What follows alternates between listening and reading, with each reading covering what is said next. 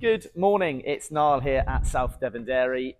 Welcome along. We're just gonna go through today. We're doing our weekly videos again, Emily and I.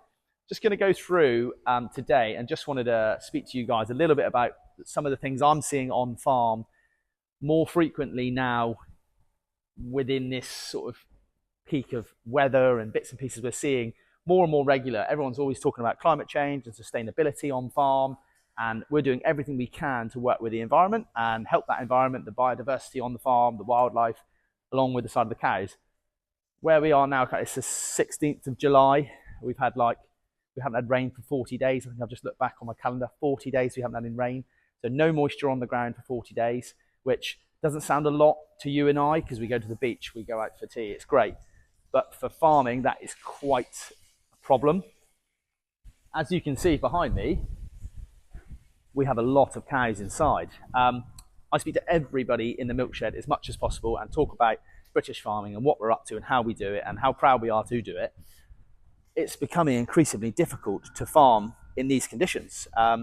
We had a huge amount of rain through the winter, like unprecedented amount of rain. I can't exactly, have to look back at my records, but the sort of total millage we had over the sort of 4 months of proper winter was astronomical, and we had issues with slurry storage and all sorts of different things.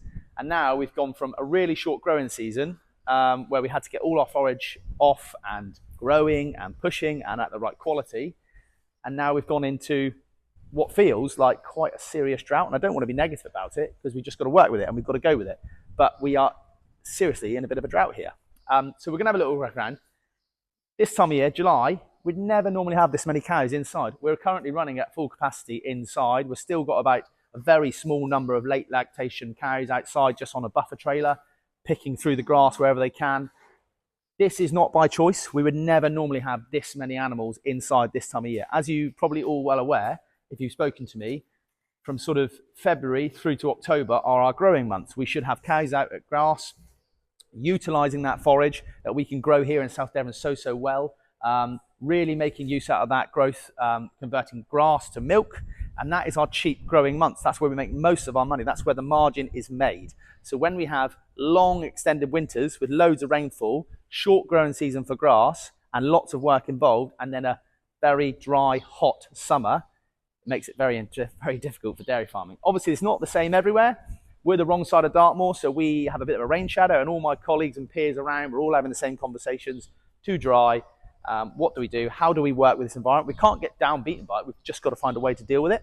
So this is my questioning now is, do we need to now start preparing our farms to work with drier climates through the summer and wetter climates through the winter? I think it's something we all really need to think about.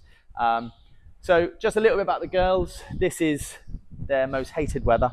They love the cool. So a cow's ideal temperature is 2 to 4 degrees. So in the winter, when it's really cold and dry, these girls are at maximum performance. These girls are obviously producing a lot of milk. This group in here are averaging about 30.7 litres of milk a day on average each. But within producing that milk has dropped a bit because of the heat. Because you're producing that milk, what they're trying to do is stay cool as well. They can't sweat like you and I can. They really struggle with the heat. So all their energy is going into staying cool. I'm pleased to come in here now and see lots of cows resting. But you can see all these guys up the front here eating. And then you can see quite a few lie down. But this little pocket of girls over here, you can see standing by the water trough, licking the water, heavy breathing, standing on the crossovers. That is just down to heat stress. And heat stress is one of the hardest things to battle. We've looked at putting fans through these buildings, and it's something that we will look for go into in the future. But obviously that means more capital investment, more electric use. We need to look at more solar. So there's if this is going to be going forward a natural, normal summer for us, we will have to make changes the way we farm, and that purely won't involve as much grazing as we'd like. Because if you come with me now, I'll show you what the girls have to graze. We've just come out from the shed. We've just spoken about the conditions we're trying to deal with here in South Devon. Just to put you in perspective, for people that haven't been to South Devon Dairy, we are sort of in the Totnes, Newton Abbot, Torquay triangle. We're about 10 minutes each side of all of them. Normally a very growy area. We can grow grass really well. We've got a nice depth of topsoil. This field is quite loamy, so it actually wouldn't be our most depth of topsoil here. But as you can see, we talk a lot about grass growth and forage on this farm. but as you can see, there's absolutely nothing.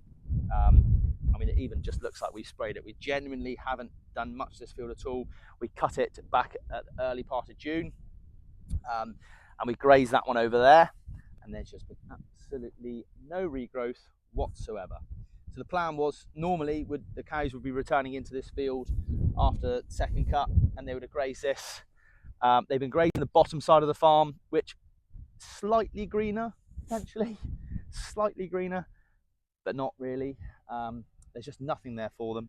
So they're currently going out. The low yielders is a very small group. The low yielders are going out by night because it's so hot. They just cannot deal with the intense heat.